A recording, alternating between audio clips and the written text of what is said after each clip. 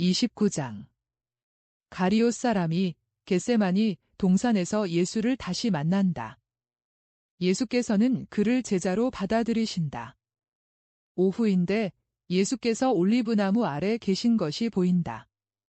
예수께서는 늘 취하시는 자세로, 즉 팔꿈치를 무릎에 피시고 아래팔을 앞으로 내미시고 두 손을 합장하신 채 비탈에 앉아 계신다.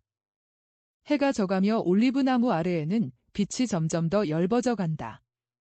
예수님은 혼자이시다. 더우신지 겉옷을 벗으셨고 그분의 흰 옷은 황혼으로 희미해져 가는 초록 빛깔에 흰 빛깔을 얹어준다. 한 남자가 올리브나무 사이로 내려온다. 누구를 또는 무엇을 찾는 것 같다. 그는 키가 크고 선명한 색채의 옷을 입었다. 분홍빛이 도는 노란색인데 그 빛깔로 인하여 나붓기는 술장식을 잔뜩 담궈도 빛깔이 더 잘 눈에 띄게 된다. 날이 어두워가고 거리가 있어서 잘 볼 수도 없지만 얼굴에 아주 낮게까지 내려오는 것도 탄 구석을 붙잡고 있기 때문에 그의 얼굴이 잘 보이지 않는다. 예수를 보자 그는 저기 계시군 하고 말하는 듯한 몸짓을 하고 걸음을 재촉한다. 몇 미터 거리에 와서는 선생님, 안녕하십니까? 하고 인사한다. 예수께서는 휙 몸을 돌리시고 머리를 드신다. 그 사람이 왔을 때에는 갑자기 예수님 곁에 비탈에 불쑥 나타났기 때문이었다. 예수께서는 근엄하게 바라보시는데 서글픈 태도로 보시는 것 같다. 그 사람은 되풀이해 말한다. 선생님, 인사드립니다. 저는 가리옷의 유다입니다. 못 알아보시겠습니까? 생각 안 나십니까? 생각도 나고 당신을 알아보기도 하오. 지난 과월절에 토마와 같이 내게 말을 한 그 사람이지요. 그리고 선생님께서는 곰곰이 생각하고 내가 돌아오기 전에 결정을 하시오 하고 말씀하셨지요. 이제 결정을 하고 왔습니다. 유다. 왜 오시오? 예수께서는 정말 슬퍼하신다. 그것은 지난번에 그 이유를 말씀드렸습니다. 저는 이스라엘 왕국을 열망하였는데 선생님을 그 왕국의 왕으로 보기 때문입니다. 그것 때문에 온 거요? 그 때문입니다. 저는 저 자신과 제가 가질 수 있는 모든 것, 능력과 지식과 우정과 피로를 모두 선생님을 섬기는 데 바치고 이스라엘을 재건하기 위한 선생님의 사명에 봉사하기 위해 바치겠습니다. 두 사람이 이제는 가까이 마주서서 서로 뚫어지게 살펴본다. 예수께서는 슬퍼하시는 것으로 보일 정도로 근엄한 태도로 살펴보시고 상대방은 자기의 몽상에 잠겨 미소 지으며 아름답고 젊은이답고 경쾌하고 야심적이다. 유다, 나는 당신을 찾지 않았소. 그러신 줄 알겠습니다. 그렇지만 저는 선생님을 찾았습니다. 며칠을 두고 사람을 성문으로 보내서 선생님이 오시는 것을 알리라고 했었습니다. 저는 선생님이 제자들을 데리고 오시리라고 생각했고 따라서 선생님을 알아보기가 쉬우리라고 생각했었습니다. 그렇기는커녕 선생님이 병자를 고쳐주셨다고 한때의 순례자가 선생님을 찬미하는 것을 보고 선생님이 오셨다는 것은 알았습니다. 그러나 아무도 선생님이 어디 계신지 말해주지 못했습니다. 그래서 이 장소를 생각해내고 온 것입니다. 만일 여기서도 선생님을 찾아내지 못했더라면 선생님을 찾아내는 것을 단념했을 것입니다. 나를 찾아낸 것이 당신에게 좋은 일이라고 생각하오? 그렇습니다. 그것은 제가 선생님을 찾았고 갈망했고 또 원하기 때문입니다. 왜 나를 찾았소? 왜? 아니, 선생님께 말씀드렸는데요. 제 말씀을 못 알아들으셨습니까? 알아들었소. 알아들었지요. 그러나 당신도 나를 따르기 전에 내 말을 이해하기를 바라오. 오시오. 같이 걸으면서 이야기합시다. 그리고 두 사람은 걷기 시작하며 나란히 서서 올리브나무 재배지의 경계를 나타내는 오솔길을 따라 올라가기도 하고 내려가기도 한다. 유다, 당신은 인간적인 생각을 가지고 나를 따르고 있소. 나는 그것을 말릴 수밖에 없소. 나는 그 때문에 오지는 않았소. 그러나 유다인들의 왕이 되기로 정해진 분이 아니십니까? 예언자들이 말한 그분 말입니다. 그런 사람들이 여럿 일어났었습니다. 그러나 그 사람들에게는 부족한 것이 너무 많았고 바람에 불려 올라갔다가 바람이 자면 떨어지는 나뭇잎과 같이 떨어졌습니다. 그런데 선생님은 기적을 행하실 정도로 하느님을 모시고 계십니다. 하느님이 계신 곳에는 사명의 성공이 틀림없습니다. 당신은 말을 잘했소? 하느님이 나와 함께 계시오. 나는 하느님의 말씀이요. 나는 예언자들이 예언한 그 사람이고 성조들에게 언약된 그 사람이고 군중들이 기다리는 그 사람이요. 그러나 이스라엘 백성아, 어찌하여 너는 사실들의 실제적인 의미를 읽지 못하고 보지 못하며 듣지도 못하고 이해하지도 못할 정도로 소경이 되고 귀머거리가 되었느냐? 내 나라는 이 세상 것이 아니요. 유다, 당신 생각을 버리시오. 나는 이스라엘의 빛과 영광을 갖다 주려고 왔소. 그러나 그것은 이 세상의 빛과 영광이 아니요. 나는 이스라엘의 의인들을 나라로 부르러 왔소. 그것은 주의 피를 수액으로 가진 영원한 생명의 나무가 이스라엘을 통하여 이스라엘과 더불어 생겨나고 자라야 하기 때문이요. 세상 마칠 때까지 온 땅 위에 가지를 뻗게 될 나무 말이요. 내 첫 번째 제자들은 이스라엘에서 나올 것이고 내게 대한 신앙을 맨 처음으로 표명하는 사람들도 이스라엘에서 나올 것이요. 그러나 나를 박해하는 사람들도 이스라엘에서 나올 것이고 내 사형 집행인들도 이스라엘에서 나올 것이고 내 배반자도 이스라엘에서 나올 것이요. 아닙니다. 선생님. 그런 일은 절대로 없을 것입니다. 모든 사람이 선생님을 배반하더라도 저는 남아서 선생님을 지킬 것입니다. 유다.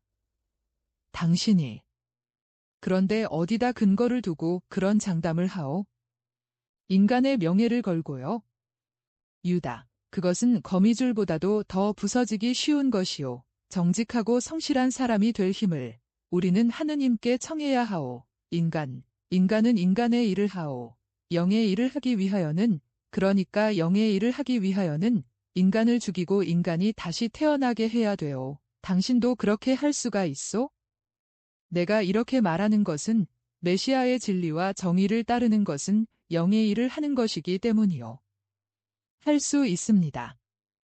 그리고 이스라엘 사람 전체가 선생님을 사랑하지는 않을 것입니다. 그렇지만 이스라엘의 메시아에 대한 사형 집행인과 배반자가 이스라엘에서는 오지 않을 것입니다. 이스라엘이 수천 년 전부터 선생님을 기다리고 있는 거려. 그런 사람들이 이스라엘에서 올 것이요. 예언자들과 그들의 말, 그들의 최후를 기억하시오. 나는 많은 사람을 실망시키기로 예정되어 있소. 그런데 당신도 그런 사람들 중에 한 사람이요. 유다. 당신 앞에는 온유한 사람, 평화를 사랑하는 사람, 언제까지나 가난한 사람으로 있기를 원하는 가난한 사람이 있소. 나는 남을 압도하고 전쟁을 하려고 오지 않았소. 나는 강자들과 유력자들과 어떤 나라도 어떤 권력도 쟁탈하지 않소. 나는 오직 영혼들을 가지고 사탄과 겨루고 내 사랑의 불로 사탄의 사슬을 끊으려고 왔을 뿐이요. 나는 자비와 정의와 겸손과 절제를 가르치러 왔소. 나는 당신에게 또 모든 사람에게 이렇게 말하오. 인간적인 재산을 갈망하지 말고 영원한 재산을 얻도록 힘쓰시오 하고. 유다, 만일 내가 로마와 지배계급을 압도하러 왔다고 믿는다면 환상을 버리시오. 헤로데나 카이사르 같은 사람들은 내가 군중에게 말하는 동안에는 안심하고 잠을 잘 수 있소. 나는 어떤 사람에게도 왕권을 빼앗으려고 오지 않았소. 그리고 영원한 내 왕권은 벌써 준비가 다 되어 있소. 그러나 내가 사랑인 것과 같이 사랑이 아닌 사람은 아무도 내 왕권을 지키려고 하지 않을 것이오. 유다, 가서 곰곰이 생각해 보시오. 선생님은 저를 물리치시는 겁니까? 나는 아무도 물리치지 않소. 물리치는 사람은 사랑하지 않는 사람이기 때문이요. 그러나 유다, 말해보시오. 자기가 전염성 있는 병이 들었다는 것을 깨달은 어떤 사람이 그의 병을 모르고 그의 술잔으로 마시려고 할 때에 자네가 무슨 일을 하고 있는지 생각해보게 하고 말한다면 그 사람을 어떻게 규정짓겠소? 그 사람이 미워하는 사람이라고 말하겠소? 또는 사랑하는 사람이라고 말하겠소? 그 사람은 그의 병을 모르는 사람이 건강을 해치기를 원치 않으니까 사랑하는 사람이라고 말하겠습니다. 내 행위를 그렇게 해석하시오. 선생님을 모시고 다니면서 제 건강을 해칠 수가 있습니까? 절대로 그럴 수는 없습니다. 당신은 건강보다 더한 것을 해칠 수도 있소. 왜 그런고 하니 잘 생각해 보시오. 믿는 사람을 죽이면서 정의를 행한다고 믿는 사람은 진리를 알지 못하기 때문에 별로 책임이 없을 것이오. 그러나 진리를 알고서도 그것을 따르지 않을 뿐 아니라 진리의 원수가 되는 사람은 엄청난 책임 추궁을 당할 것이오. 저는 그렇게 되지 않을 것입니다. 선생님, 저를 받아주십시오. 선생님이 저를 거절하실 수는 없습니다. 선생님이 구세주이시고 제가 죄인이요, 길 잃은 양이요, 정의의 길에서 멀리 떨어진 소경이라는 것을 아신다면 왜 저를 거절하십니까? 저를 받아주십시오. 저는 선생님을 죽음에 이르기까지 따르겠습니다. 죽음에 이르기까지. 그것은 사실이요. 맞는 말이요. 그리고 무엇입니까? 선생님. 미래는 하느님의 가슴 속에 있소. 가 보시오. 내일은 물고기 성문 근처에서 만납시다. 고맙습니다. 선생님. 주께서 선생님과 같이 계시기를 바랍니다. 그리고 그분의 자비가 당신을 구해주시기를 바라오. 그리고 여기서 모든 것이 끝난다. 30장. 예수께서 물고기 성문에서 칼날을 부러뜨리는 기적을 행하시다. 예수께서 그늘진 길로 혼자 걸어가시는 것이 보인다. 물이 잘 흘러서 적셔주는 시원한 작은 계곡과 같다. 작은 계곡 같다고 말한 것은 길 양쪽을 높은 언덕이 둘러싸고 있고 가운데로 작은 물줄기가 흘러가기 때문이다. 아침 시간이라 그곳에는 사람이 없다. 겨우 동이 튼 것 같다. 초여름에 조용하고 청명한 날이다. 그리고 나무들 사이에서 우는 새들 소리 말고는 그 새소리들과 더 메마른 언덕 오목한 곳에 둥지를 트는 매비둘기들의 구슬픈 구구 우는 소리 외에는 아무 소리도 들리지 않는다. 왼쪽 언덕에는 주로 올리브 나무들이고 더 헐벗은 다른 언덕에는 키가 작은 나무들이다. 유향나무, 가시 돋친 아카시아 나무, 용설란 따위. 물이 많지 않은 작은 실개천도 아무 소리도 내지 않는 것 같고 그것을 둘러싸고 짙은 에메랄드 빛깔을 띠게 하는 녹음을 그 물에 반사하면서 흘러간다. 예수께서는 원시적인 작은 다리를 건너신다. 잘 다듬지 않은 통나무 하나를 실개천에 건너질러 놓았는데 난간도 없고 행인을 보호할 만한 것이 아무것도 없다. 예수께서는 건너편 기슭으로 길을 계속 가신다. 이제는 성곽과 성문들이 보이고 시내로 들어가려고 아직 열리지 않은 성문 앞에 몰려있는 야채와 식량을 파는 장수들도 보인다. 나귀들이 울고 서로 싸우고 한다. 나귀 주인들은 농담을 하지 않는다. 욕설이 오가고 주먹까지도 마구 떨어지는데 나귀 등에만 떨어지지 않고 사람들의 머리에도 떨어진다. 두 사람이 대단히 싸운다. 그중 한 사람의 나귀가 또 한 사람의 상치 바구니에서 슬쩍 했는데 그것도 많이 먹었기 때문에 싸움이 붙은 것이었다. 어쩌면 그것이 예전 싸움을 재발시키는 핑계에 지나지 않는지도 모른다. 사실 그들은 옷 속에서 손바닥처럼 짧고 넓은 두 단도를 꺼낸다. 그것은 짧기는 하지만 날이 잘 선 단검인 것 같다. 그 칼들은 햇빛에 반짝인다. 여인들이 비명을 지르고 남자들이 웅성거린다. 그러나 촌스러운 결투를 하려고 준비하는 두 사람을 떼어놓으려고 나서서 손을 쓰는 사람이 아무도 없다. 생각에 잠긴 채 길을 가시던 예수께서 머리를 들고 이 광경을 보시더니 매우 빠른 걸음으로 두 사람 사이로 달려오신다. 제발 그만들 두시오 하고 명령하신다. 아니요. 이 개 같은 놈하고는 끝장을 내겠소? 나도 그렇소. 당신이 우리를 말리는 거요? 당신의 창자를 갈기갈기 잘라놓고 말겠소? 두 사람은 예수님을 가운데 두고 돌며 그분을 떼밀고 말리지 말라고 욕을 하면서 서로 접근하려고 하지만 예수께서 당신 겉옷을 움직여 그들의 칼질을 빗나가게 하시고 그들의 시야를 가리시기 때문에 서로 접근하지 못한다. 군중은 외친다. 나자렛 양반 나오세요. 거기서 빠져나오세요. 그러나 예수께서는 꼼짝도 안 하시고 정신을 하느님께로 돌리도록 권고하시며 그들을 진정시키려고 애쓰신다. 그러나 소용이 없다. 싸우는 두 사람은 분노로 인하여 정신을 잃었다. 예수께서는 기적을 행하실 참이다. 마지막으로 한 번 더 명령하신다. 명령이요. 그만두시오. 못하겠다. 저리 비켜라. 나자렛의 개 같은 놈, 너 갈 길이나 가라. 그러니까 예수께서는 번개 같은 능력을 가진 모습으로 두 손을 뻗으신다. 예수께서는 한마디 말도 안 하신다. 그러나 칼날들이 마치 바위에 부딪힌 유리 조각과 같이 여러 조각이 나서 땅에 떨어진다. 두 사람은 그들의 손에 남아있는 짧은 칼자루들을 들여다본다. 깜짝 놀라서 분노가 사그라졌다. 군중도 깜짝 놀라서 소리 지른다. 자, 이제 당신들의 힘이 어디 있소? 하고 예수께서 엄하게 물으신다.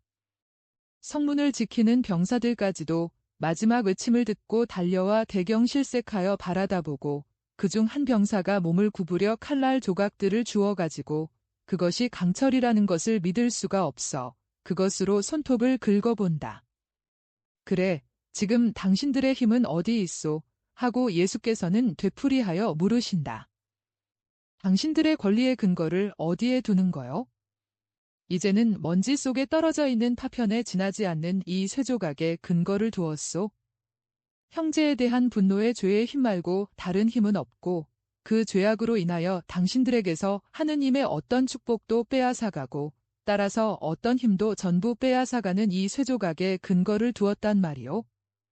아, 인간적인 방법에 근거를 두고 이기려고 하는 사람, 그리고 이 세상에서도 내세에서도 승리를 하게 하는 것은 폭력이 아니라 성덕이라는 것을 모르는 사람들은 불행하오. 하느님께서 의인들과 같이 계시기 때문이요. 이스라엘의 사람들 여러분, 그리고 로마의 병사 여러분도 모두 잘 들으시오. 하느님의 말씀은 모든 사람의 아들들을 위하여 말하는데 사람의 아들이 하느님의 말씀을 이방인들에게 거절하지는 않을 것입니다. 주의 계명 중에 둘째는 이웃사랑의 계명입니다. 하느님은 인자하시고 당신 자녀들이 친절하기를 원하십니다. 이웃에 대한 친절을 안 가진 사람은 자기를 하느님의 아들이라고 말할 수 없고 자기 안에 하느님을 모실 수 없습니다. 사람은 이성 없는 짐승이 아닙니다. 이성 없는 짐승이나 먹이에 대하여 무슨 권리라도 있는 듯이 습격하는 것입니다. 사람은 이성과 영혼이 있습니다. 이성으로서는 인간으로서 행동할 줄 알아야 합니다. 영혼으로는 성인처럼 행동할 줄 알아야 합니다. 이와 같이 행동하지 않는 사람은 자기를 짐승보다 낮은 지위에 있게 하고 마귀를 껴안기까지 비천하게 됩니다. 그것은 분노의 죄로 자기의 영혼을 마귀에게 내주기 때문입니다. 사랑하시오. 나는 여러분에게 다른 말은 하지 않겠습니다. 이스라엘의 주 하느님께서 그렇게 하기를 바라시는 것과 같이 여러분의 이웃을 사랑하시오. 카인과 같은 피를 가진 사람이 되지 마시오. 그런데 여러분이 왜 그렇게 됩니까? 살인자가 될 뻔한 당신들은 돈 조금 때문에 그렇게 됩니다. 얼마 안 되는 땅 때문에 그렇게 되는 사람들도 있고 더 나은 자리를 위하여, 여자를 위하여 그렇게 되는 사람들도 있습니다. 이 모든 것이 무엇입니까? 영원한 것입니까? 그렇지 않습니다. 이것들은 영원의 한순간에 지나지 않는 인간의 생명보다도 더 오래가지 못합니다. 그런데 여러분은 그것들을 추구하느라고 무엇을 잃습니까? 의인들에게 언약된 영원한 평화, 메시아가 여러분을 함께 당신 나라로 인도해서 누리게 하려는 영원한 평화를 잃습니다. 진리의 길로 오시오. 하느님의 목소리를 따르시오. 서로 사랑하시오. 그리고 정직하고 절제하고 겸손하고 의로운 사람이 되시오. 가서 곰곰이 생각하시오. 선생님은 누구십니까? 그런 말씀을 하시고 의지로서 검을 부러뜨리시는 선생님은 누구십니까? 이런 일을 하는 사람은 메시아 한 분밖에 없습니다. 세례자 요한까지도 이분보다는 못합니다. 선생님이 혹 메시아가 아니신지요? 거기 있던 두세 사람이 묻는다. 내가 메시아요. 제 늙은 어머니가 돌아가시려 합니다. 살려주십시오. 그리고 저는요, 고통으로 인하여 기운이 다 빠져나가는 중입니다. 제게는 아직 아주 어린 아이들이 있습니다. 제 병을 고쳐주십시오. 집으로 돌아가시오. 당신 어머니가 오늘 저녁 식사를 지어줄 것입니다. 그리고 당신은 병이 나으시오. 내가 그렇게 되기를 원하오. 군중이 소리를 지른다. 그리고 묻는다. 선생님의 이름이 무엇입니까? 이름이요. 나자렛의 예수요. 예수. 예수. 호산나. 호산나. 군중은 매우 기뻐한다. 나귀들은 저희들 하고 싶은 대로 하지만 아무도 이제는 나귀의 주의를 기울이지 않는다. 어머니들이 시내에서 달려온다. 기적의 소문이 퍼졌다는 것을 알 수 있다. 엄마들은 아기들을 치켜든다. 예수께서는 그들에게 축복하시며 미소를 보내신다. 예수께서는 시내로 들어가셔서 당신이 원하시는 곳으로 가시려고 군중을 해치시고 환호하는 사람들의 포위망을 뚫고 나가려고 해보신다. 그러나 군중은 도무지 아랑곳하지 않는다. 우리와 같이 계십시오. 유다예요. 유다예요. 우리도 아브라함의 후손입니다 하고 군중은 외친다. 선생님. 예수께로 향하여 오는 사람은 유다이다. 선생님이 저보다 먼저 오셨군요. 아니 그런데 무슨 일입니까? 선생님이 기적을 행하셨습니다. 갈릴레아에서가 아니라 여기서요. 선생님은 우리가 여기에 모시고 싶습니다. 보십시오, 선생님. 이스라엘 전체가 선생님을 사랑합니다. 그러니까 여기에도 머무르시는 것이 당연합니다. 왜 가려고 하십니까? 유다야, 나는 도망하지 않는다. 내가 혼자 온 것은 갈릴레아 사람들인 제자들의 거칠음 때문에 유다인들의 민감성을 건드리게 될까 봐 일부러 그렇게 한 것이다. 나는 이스라엘의 모든 양을 하느님의 왕권 밑에 모으고자 한다. 그렇기 때문에 선생님께 저를 받아주십시오 하고 말씀드린 것입니다. 저는 유다 사람입니다. 그래서 제 동양 사람들은 어떻게 붙들어야 하는지를 압니다. 그러니까 예루살렘에 머무르실 것입니까? 며칠밖에는 안 머무른다. 역시 유다인인 제자를 기다리기 위해서이다. 그런 다음 유다 지방을 두루 다닐 것이다. 아이고. 저도 선생님과 같이 가겠습니다. 선생님을 모시고 다니겠습니다. 제 고장에도 오십시오. 저희 집에 모시겠습니다. 선생님, 오시지요? 가겠다. 유다인이고 또 유력자들과 가까이 지내는 너인데 세례자에 대하여 아는 것이 없느냐? 아직 옥에 갇혀 있는데 군중은 그들의 예언자를 돌려주지 않으면 폭동을 일으키겠다고 위협하기 때문에 풀어주려고 한다는 것을 압니다. 선생님이 그분을 아십니까? 안다. 그분을 사랑하십니까? 그분을 어떻게 생각하십니까? 엘리야와 비슷한 그 사람보다 더 위대한 사람은 아무도 없었다고 생각한다. 그분을 정말 선구자로 생각하십니까? 그렇다. 그 사람은 선구자이다. 그 사람은 태양을 예고하는 샛별이다. 그의 설교를 통하여 태양이 오는 것을 맞이할 준비를 한 사람들은 행복하다. 요한은 대단히 엄격합니다. 자기 자신에게보다 다른 사람들에게는 더 엄격하지 않다. 맞습니다. 그렇지만 그분의 속죄를 따라가기는 어렵습니다. 선생님은 더 인자하셔서 선생님을 사랑하기는 쉽습니다. 그렇기는 하지만 무엇입니까, 선생님? 그렇기는 하지만 그가 엄격하였기 때문에 사람들이 그를 미워하는 것과 마찬가지로 나는 인자하기 때문에 미워할 것이다. 두 가지가 다 하느님을 알리는데 하느님은 악인들의 미움을 받으시기 때문이다. 그러나 이렇게 되리라고 예언되었다. 그가 나보다 먼저 전도를 하였으므로 죽는 것도 나보다 앞서 갈 것이다.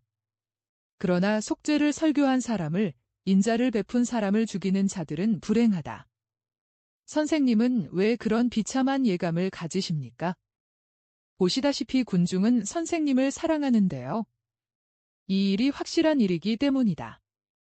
겸손한 군중은 나를 사랑한다. 그렇다. 그러나 군중이 온전히 겸손되지도 않고 또 보잘것없는 사람들로 이루어지지도 않았다. 그리고 내 예감은 우울함이 아니라 미래를 조용히 내다보는 것이고 이를 위하여 나를 보내신 아버지의 뜻을 받아들이는 것이다. 그리고 나는 이 때문에 온 것이다. 성전에 다 왔다. 나는 군중들을 가르치기 위하여 벨 미드라쉬에 가겠다. 같이 있겠으면 있어라. 선생님 곁에 남아 있겠습니다. 그들은 성전으로 들어간다. 그리고 모든 것이 끝난다. 31장. 예수께서 가리옷 사람과 같이 성전에 가셔서 거기서 전도하신다. 예수께서 동행하는 유다와 함께 성전 구내로 들어오시는 것이 보인다. 첫 번째 고대 또는 달리 부르는 편을 낮게 여긴다면 첫 번째 돋아놓은 마당을 지나서 회랑들이 둘러쳐져 있고 여러 가지 빛깔의 대리석을 깐 큰 마당에 가까운 어떤 곳에서 발을 멈추신다. 그곳은 매우 아름답고 사람이 많이 다닌다. 예수께서는 주위를 휘둘러 보시고 마음에 드는 광장을 발견하신다. 그러나 그리로 가시기 전에 유다에게 말씀하신다. 책임을 맡은 관리를 불러 오너라. 내가 관습과 경의를 돌보지 않는다는 말을 하지 않게 인정을 받아야 한다. 선생님은 관습을 초월하십니다. 그리고 하느님의 집에서 하느님의 메시아이신 선생님보다 말할 권리를 가진 사람은 아무도 없습니다. 나도 그것을 알고 너도 알고 있지만 저들은 그것을 알지 못한다. 그런데 나는 사람들을 분개시키거나 율법뿐 아니라 관습까지도 어기라고 가르치려고 오지 않았다. 오히려 그와 반대로 존경과 겸손과 순종을 가르치고 분노를 없애기 위하여 왔다. 그러므로 내가 하느님의 이름으로 말할 자격이 있다는 것을 책임 있는 관리에게 인정을 받으면서 말할 수 있도록 요청하고자 한다.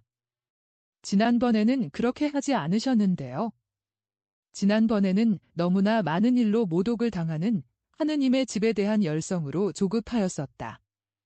지난번에는 아버지의 아들이여 상속자로서 아버지의 이름으로 또 내 집에 대한 사랑으로 행동하였었다.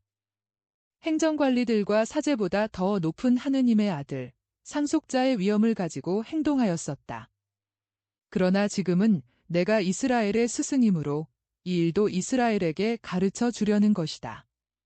그리고 유다야, 너는 제자가 스승보다 높다고 생각하느냐? 그렇지 않습니다. 예수님. 그런데 너는 누구이고 나는 누구냐? 선생님은 스승이시고 저는 제자입니다. 그러면 그렇다는 것을 내가 인정하면 왜 스승에게 교훈을 하려고 하느냐? 자, 순종하여라.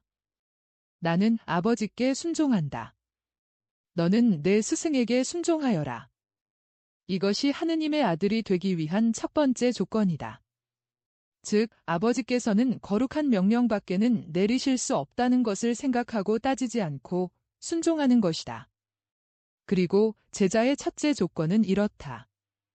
즉, 스승은 알고 있고 또 정당한 명령밖에는 내릴 수 없다고 생각하고 스승에게 순종하는 것이다. 옳습니다. 용서하십시오. 순종하겠습니다. 용서해준다. 가보아라. 그리고 유다야, 또 한 가지를 잘 깨닫고 이것을 기억하여라. 나중에 항상 기억하여라. 순종하는 것 말씀입니까? 그렇게 하겠습니다. 아니다. 내가 성전에 대하여 경의를 표하고 겸손하였다는 것을 기억하라는 말이다. 성전에 대하여, 즉 지배계급에 대하여 그렇게 한다는 말이다. 아, 보아라. 유다는 생각에 잠긴 듯한, 의아스러운 듯한 눈길을 보인다. 그러나 감히 다른 말을 묻지는 못한다. 그리고 생각에 잠긴 채 간다. 그리고 겉옷을 헐렁하게 입은 사람을 데리고 온다. 선생님, 이분이 행정관입니다. 평화가 선생과 함께 있기를 빕니다. 나도 이스라엘의 선생들 가운데 끼어서 가르칠 허락을 청합니다. 선생은 스승이십니까? 그렇습니다. 누구에게서 배우셨습니까? 하느님의 성령이십니다. 그분이 내게 지혜로 말씀하시고 성경의 모든 말씀을 밝혀주십니다. 선생은 힐렐보다 더 하시군요. 선생 없이 모든 교리를 안다고 하시니 말입니다. 어떤 사람이 글을 둬야 하는 사람이 없는데 어떻게 스스로 교양을 쌓을 수가 있습니까? 무명의 목동으로서 주의 뜻으로 강력하고 지혜로운 왕이 된 다윗이 교양을 쌓은 것과 같습니다.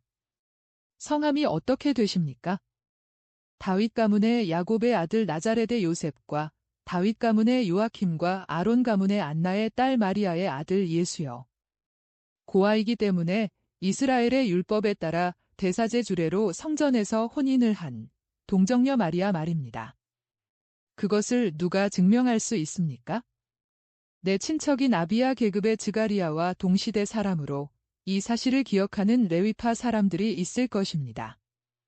내 진실성이 의심나거든 그 사람들에게 물어보시오.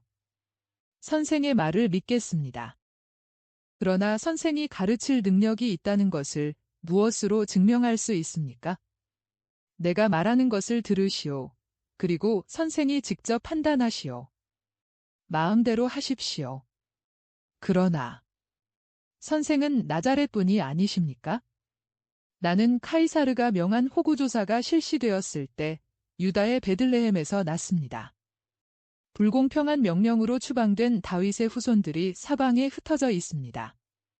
그러나 가문은 유다 가문이지요. 아시겠지만 바리사이파 사람들과 온 유다 사람들이 갈릴레아에 대해서는 나도 압니다. 그러나 안심하시오. 내가 이 세상에 태어난 곳은 베들레헴이요. 우리 가문이 내려오는 베들레헴 에프라타요.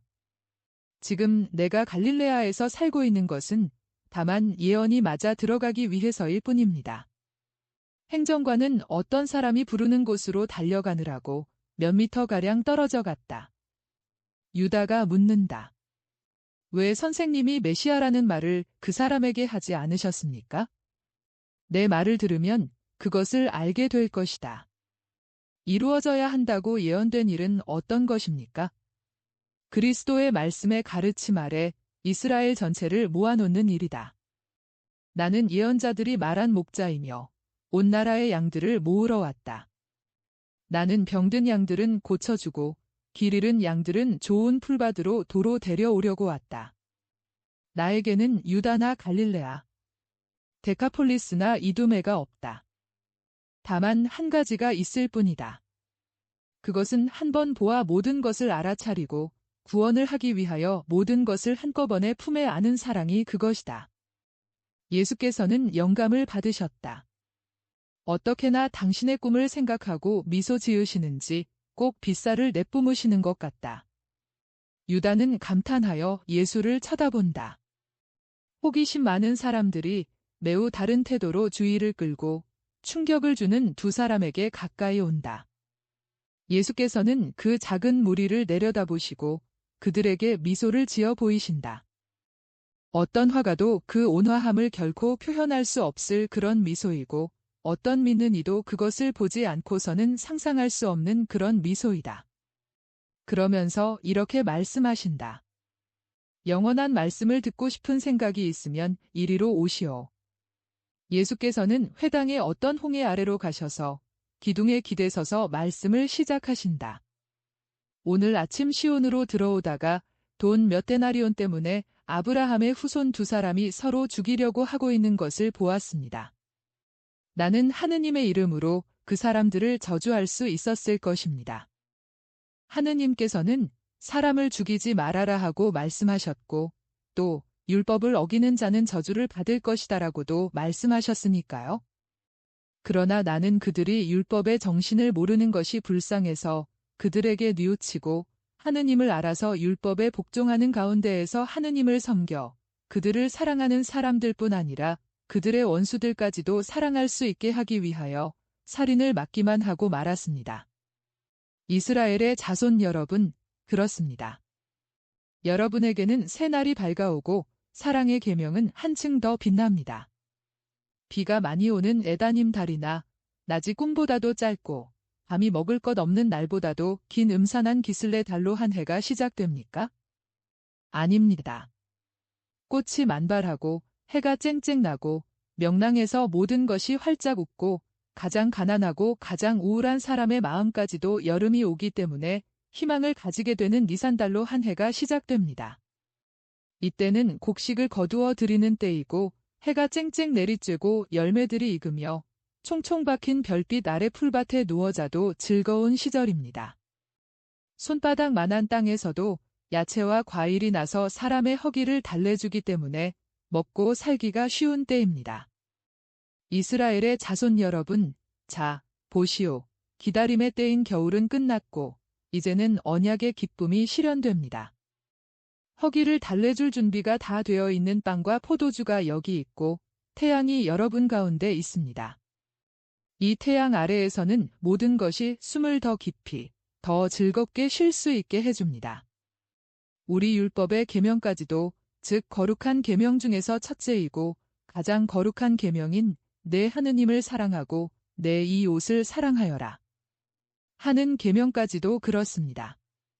지금까지 여러분이 받았던 상대적인 광명에서는 여러분이 이런 말을 들었습니다. 너희를 사랑하는 사람들을 사랑하고 내 원수를 미워하여라 하고 말입니다. 사실 아담이 사랑을 가지지 못했던 탓으로 하느님의 분노가 아직 여러분을 내리누르고 있었기 때문에 여러분이 그 이상의 일은 하지 못하였을 것입니다. 그런데 여러분의 생각으로는 여러분의 경계선을 침범하는 사람만이 원수가 아니고 개인 생활에서 여러분을 모욕하였거나 모욕을 준 것 같이 보이는 사람도 원수였습니다. 그 결과 모든 사람의 마음에 증오심이 은밀히 타고 있었습니다. 원해서 그랬든지 원치 않고서도 그랬든지 형제의 감정을 상하게 하지 않을 사람이 있을 수 있습니까?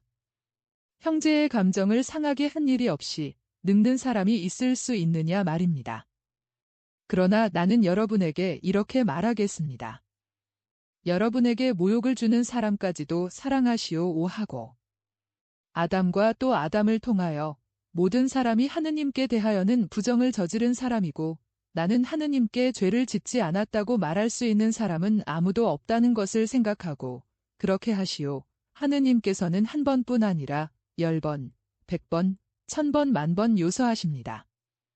이 세상에 사람들이 아직 있다는 것이 그 증거가 됩니다.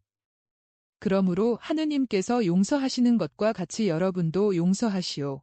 그리고 만일 여러분에게 해를 끼친 이웃에 대한 사랑으로 여러분에게 하늘의 문을 열어줄 시기의 율법입니다. 광야에서 들려오던 목소리가 이제는 들리지 않게 되었습니다. 그러나 그 목소리가 벙어리가 된 것은 아닙니다. 아직도 이스라엘을 위하여 하느님께 말씀을 드리고 있습니다. 그 목소리는 바른 양심을 가진 모든 이스라엘 사람의 마음에 아직 말을 하고 있습니다. 그 목소리는 오시는 주님께 길을 닦아드리기 위하여 회개하라고 가르치고 쓰고 남는 것을 생활 필수품조차 없는 사람에게 나누어 주는 자선심을 가지라고 또 남의 물건을 강탈하지도 않고 남에게 모욕을 주지 않도록 정직하고 성실하라고 가르친 다음 여러분에게 이렇게 말합니다. 하느님의 어린 양, 세상의 죄를 없앨 분, 성령의 물로 여러분에게 세례를 줄 분이 여러분 가운데 계십니다. 그분은 그의 타작마당을 깨끗이 치우고 그의 나달을 거두어 드릴 것입니다. 하고 말입니다. 선구자가 여러분에게 일러주는 그 사람을 알아볼 줄을 알아야 합니다. 선구자의 고통은 여러분에게 빛을 주기 위하여 하느님 곁에서 작용하고 있습니다. 보시오. 만일 여러분의 정신의 눈이 뜨이면 여러분은 여러분에게 오는 빛을 알게 될 것입니다. 나는 메시아를 예고하는 예언자의 목소리를 중개하고 아버지에게서 내게 오는 힘으로 그 목소리를 증폭하고 나 자신의 능력을 거기에 합쳐서 여러분을 율법의 진리애로 부릅니다. 가까이 온 구속의 은총을 받을 수 있도록 여러분의 마음을 준비하시오. 구세주가 여러분 가운데 와 있습니다. 착한 뜻을 가졌기 때문에 구속을 받을 자격을 가지게 될 사람은 행복합니다. 평화가 여러분과 같이 있기를 바랍니다. 거기 있던 사람 중에 한 사람이 묻는다. 선생님이 세례자에 대해서 대단히 숭배하는 투로 말씀을 하시니 세례자의 제자이십니까? 나는 세례자가 옥에 갇히기 전에 요르단강에서 그에게 세례를 받았습니다. 그분이 하느님이 보시기에 거룩하기 때문에 그분을 존경합니다. 정말 잘 들어두시오. 아브라함의 후손 중에서 그분보다 은총으로 더 높은 사람은 없습니다. 그분이 세상에 온 때부터 죽을 때까지 하느님은 저 축복받은 사람을 멸시하는 표 없이 바라보실 것입니다. 그분이 선생님께 메시아가 왔다는 확신을 주었습니까? 거짓말을 모르는 그분의 말이 그분 곁에 있는 사람들에게 벌써 살아있는 메시아를 알려주었습니다. 어디서요? 언제요? 메시아를 알려줄 시간이 되었을 때 그렇게 하였습니다. 그러나 유다는 좌우를 둘러보며 이렇게 말할 필요를 느낀다. 메시아는 지금 여러분에게 말씀하시는 분입니다. 이분을 잘 알고 이분의 첫 번째 제자인 내가 그것을 증언합니다. 이분이 아이고 사람들은 놀라서 물러선다. 그러나 예수께서 하도 온화하셔서 사람들이 그분께로 다시 온다. 선생님께 어떤 기적을 청해 보시오. 선생님은 능력이 있어서 병을 고쳐주시고 사람들의 마음속도 환히 들여다보십니다. 선생님은 어떤 질문에도 이유를 설명하며 대답하십니다. 당신이 내가 병자라고 대신 말씀해 주시오. 내 오른 눈은 멀었고 왼눈마저 말라갑니다. 선생님, 왜 그러느냐? 어린아이를 쓰다듬어 주시던 예수께서 돌아보신다. 선생님, 이 사람은 거의 장님이 다 되었는데 눈이 보였으면 합니다. 저는 선생님이 보게 하실 수 있다고 말했습니다. 믿음을 가진 사람에게는 그렇게 해줄 수 있다. 당신은 믿음을 가졌습니까? 저는 이스라엘의 하느님을 믿습니다. 저는 벳사이다의 못에 뛰어들려고 이곳에 왔습니다. 그렇지만 언제나 저보다 먼저 들어가는 사람이 있습니다. 나를 믿을 수 있소? 제가 모세 천사를 믿으니 선생님의 제자가 메시아라고 잘라 말하는 선생님을 믿어야 되지 않겠습니까? 예수께서는 빙그레 웃으신다. 그리고 손가락에 침을 묻혀 병자의 눈에 가볍게 대신다. 무엇이 보입니까? 전에는 안개가 낀 것 같던 물건들이 안개가 거친 것 같이 보입니다. 그런데 이쪽 눈은 안 고쳐주십니까? 예수께서는 다시 빙그레 웃으시고 소경의 눈에 그 손짓을 다시 하신다. 이제는 무엇이 보입니까? 하고 감겨진 눈꺼풀에서 손가락을 떼시며 말씀하신다. 아이고, 이스라엘의 주 하느님, 어렸을 때 풀밭에서 뛰어다닐 때처럼 보입니다. 선생님, 영원히 찬미 받으십시오. 그 사람은 예수의 발 앞에 엎드려 온다. 가보시오. 이제는 하느님께 대한 감사의 마음으로 착하게 사시오. 기적 끝 무렵에 온 레위파 사람이 이렇게 묻는다. 선생은 무슨 권한으로 그런 일을 하십니까? 그것을 내게 묻는 것입니까? 선생이 내 질문에 대답하면 그것을 말해주겠습니다. 선생 생각에는 메시아를 예고하는 사람과 메시아 자신과 누가 더 위대합니까? 말도 안 되는 질문.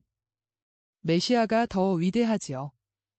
그분은 지극히 높으신 분이 언약하신 구세주이니까요. 그러면 예언자들은 왜 기적을 행하였습니까? 무슨 권한으로? 하느님께서 그들과 함께 계시다는 것을 증명하라고 하느님께서 주신 권한으로 행했습니다. 그러면 나도 같은 권한으로 기적을 행하는 것입니다. 하느님께서 나와 같이 계시고 나도 하느님과 같이 있습니다. 나는 군중들에게 이렇다는 것을 증명하고 또 더군다나 메시아는 예언자들이 할 수 있었던 것을 더 광범위하게 할 수 있다는 것을 군중에게 증명하는 것입니다. 레위파 사람은 곰곰이 생각하는 듯한 태도로 가고 모든 것이 끝난다.